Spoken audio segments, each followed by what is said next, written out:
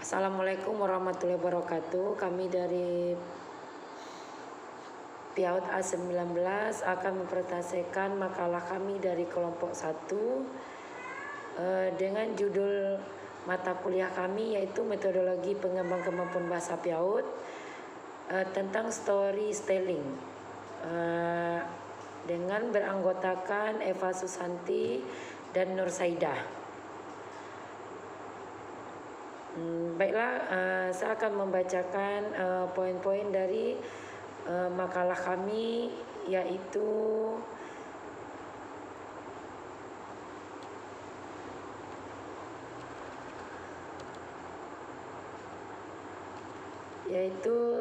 storytelling sebagai layanan perpustakaan. Seiring dengan perkembangan zaman dan kemajuan teknologi informasi di masa ini, perpustakaan yang dahulu hanya berfungsi sebagai tempat untuk meminjamkan pusaka kini semakin berkembang fungsinya. Hal ini terbukti dengan jenis layanan yang semakin beragam dan mengalami diversifikasi.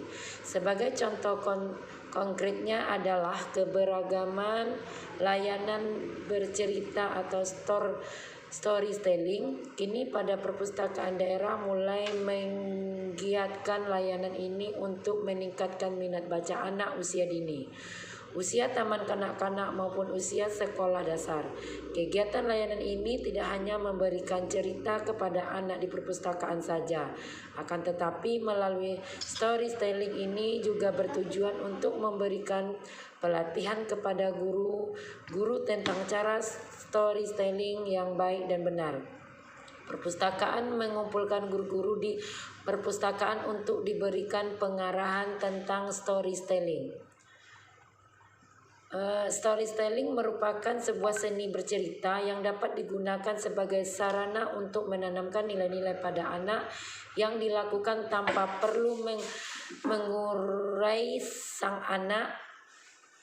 Storytelling merupakan suatu proses kreatif anak-anak yang dalam perkembangannya senantiasa mengaktifkan buku hanya aspek intelektual saja, tetapi juga aspek kepekaan, kehalusan budi, emosi, seni daya, berfantasi, dan imajinasi anak yang tinggi hanya mengutamakan kemampuan otak kiri, tetapi juga otak kanan. Berbicara mengenai storytelling, secara umum semua anak-anak senang mendengarkan storytelling, baik anak balita, usia sekolah dasar maupun yang telah beranjak remaja, bahkan orang dewasa. Storytelling dapat dikatakan sebagai cabang dari ilmu sastra yang paling tua sekaligus yang terbaru.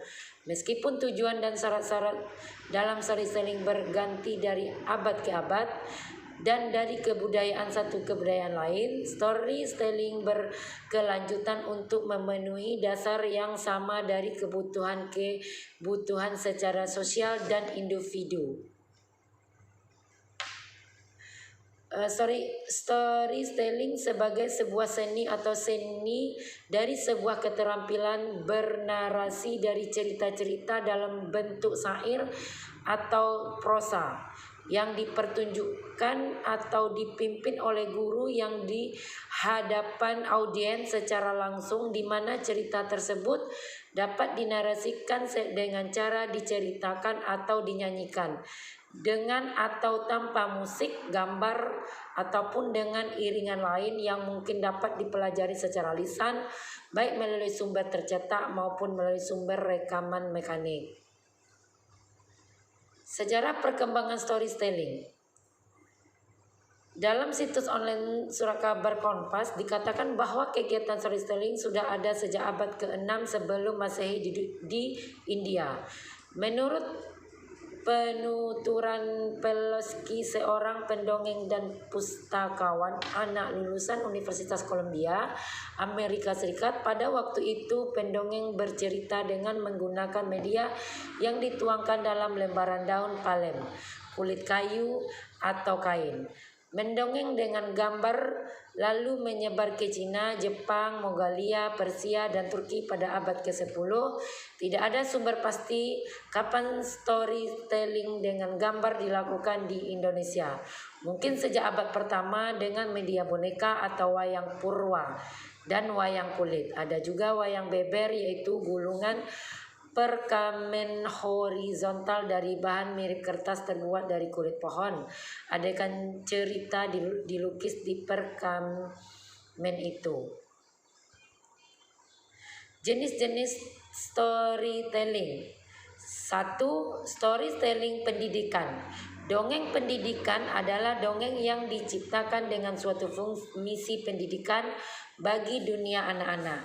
Misalnya menggugah sikap hormat kepada orang tua. 2. Fabel. Fabel adalah dongeng tentang kehidupan binatang yang digambarkan dapat bicara seperti manusia. Cerita-cerita fabel sangat luas digunakan untuk menyindir perilaku manusia tanpa membuat manusia tersinggung. Misalnya dongeng kancil, kelinci, dan kura-kura. 3. Manfaat storytelling. Manfaat storytelling yaitu 1. Penanaman nilai-nilai. Storytelling merupakan sarana untuk mengatakan tanpa mengatakan maksudnya. Storytelling dapat menjadi sarana untuk mendidik tanpa perlu menggurui. Pada saat mendengarkan dongeng, anak dapat menikmati cerita dongeng yang disampaikan sekaligus memahami nilai-nilai atau pesan yang terkandung dalam cerita dongeng tersebut tanpa perlu diberitahu secara langsung atau mendikte. Pendongeng hanya mendongengkan tanpa perlu menekankan atau membahas tersendiri mengenai nilai-nilai yang terkandung dalam cerita dongeng tersebut. 2. Mampu melatih daya konsentrasi. Storytelling sebagai media informasi dan komunikasi yang digemari anak-anak melatih kemampuan mereka dalam memusatkan perhatian untuk beberapa saat terhadap objek tertentu. Ketika seorang anak sedang asik mendengarkan dongeng, biasanya mereka tidak ingin diganggu. Hal ini menunjukkan bahwa anak sedang berkonsentrasi mendengarkan dongeng. 3. Mendorong anak mencintai buku dan merangsang minat baca anak. Storytelling dengan media buku atau membaca cerita kepada anak-anak ternyata mampu mendorong anak untuk mencintai buku dan gemar membaca. Anak dapat berbicara dan mendengar sebelum ia belajar membaca. Tulisan merupakan sistem sekunder bahasa yang pada awal membaca harus dihubungkan dengan bahasa lisan. Oleh karena itu, pengembangan sistem bahasa yang baik sangat penting untuk mempersiapkan anak belajar membaca. Storytelling dapat menjadi contoh yang efektif bagi anak mengenai cara membaca. Proses storytelling. 1. Tahapan storytelling. Menyebutkan ada 3 tahapan dalam storytelling, yaitu persiapan sebelum acara storytelling dimulai, saat proses storytelling berlangsung, hingga kegiatan storytelling selesai. Maka untuk mengetahui lebih jelas berikut ini uraian langkah-langkah tersebut. A. Persiapan sebelum storytelling. Hal pertama yang perlu dilakukan adalah memilih judul buku yang menarik dan mudah diingat. Studi linguistik membuktikan bahwa judul mempunyai kontribusi terhadap memori cerita. Melalui judul, audien maupun pembaca akan memanfaatkan latar belakang pengetahuan untuk memproses isi cerita secara top down. Hal ini digunakan untuk pemahaman unit bahasa yang lebih besar. Dan hal tersebut membantu pemahaman dan penyampaian cerita secara menyeluruh.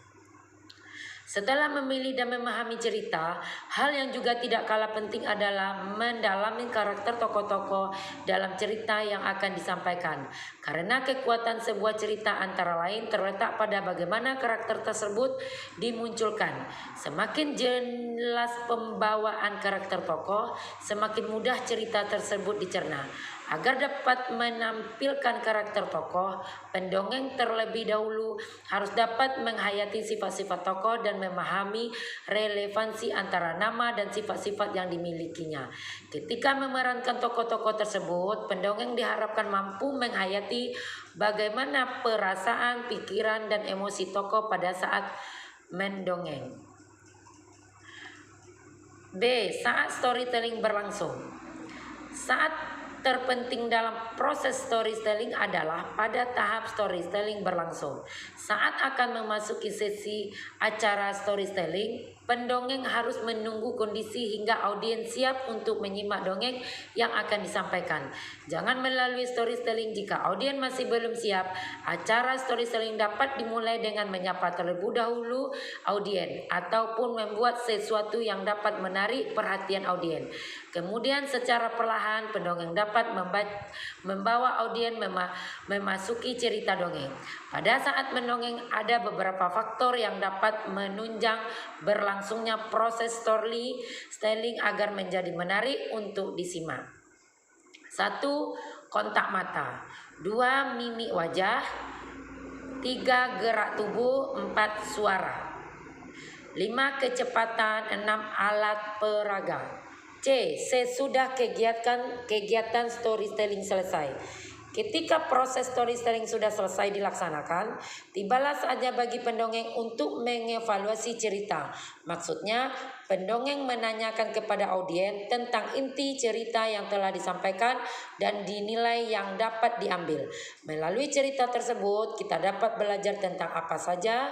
Setelah itu, pendongeng dapat mengajak audiens untuk gemar membaca dan merekomendasikan buku-buku bacaan yang sesuai dengan tema yang tadi sudah didongengkan atau merekomendasikan buku-buku dengan tema lain yang isinya menarik, syarat dengan nilai-nilai positif dan sesuai dengan usia dan perkembangan psikologi anak-anak.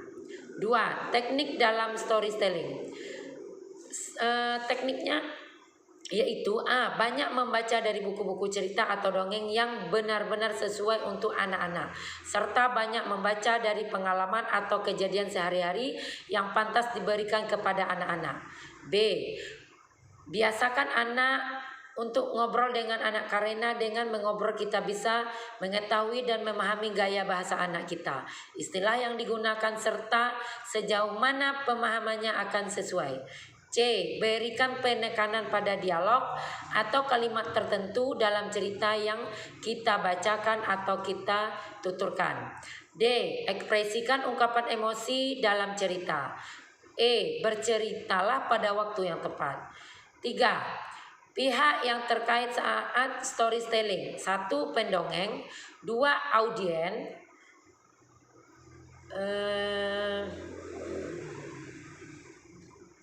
Oke. Baik, kesimpulan dari makalah kami yaitu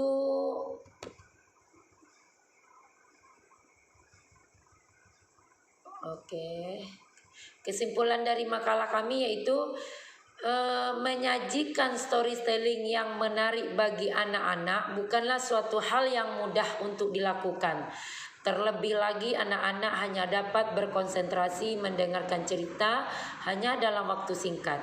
Jika waktu mendongeng terlalu lama akan membuat anak merasa cepat bosan dan tidak antusias lagi.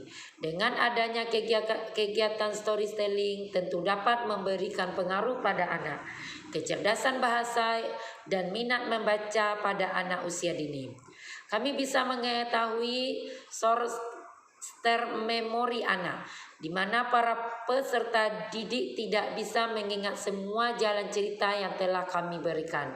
Ketika kami menanyakan kepada peserta didik tentang jalan yang sudah kami ceritakan sebelumnya, kami harus membantu dengan menyebutkan kata yang tidak lengkap untuk membantu mereka mengingat cerita tersebut. Saran dari makalah yang kami buat yaitu diharapkan dapat membuat cerita yang lebih menarik lagi supaya anak juga semakin antusias dalam mendengarkan cerita. Selain itu, gunakan bahasa yang singkat, jelas dan mudah dipahami anak dalam menyampaikan cerita melalui digital storytelling supaya anak dapat mencapai setiap indikator yang diharapkan. Baiklah, cukup sekian presentasi makalah kami dari kelompok 1. Lebih dan kurang kami ucapkan mohon maaf. Kami sudahi dengan Assalamualaikum warahmatullahi wabarakatuh.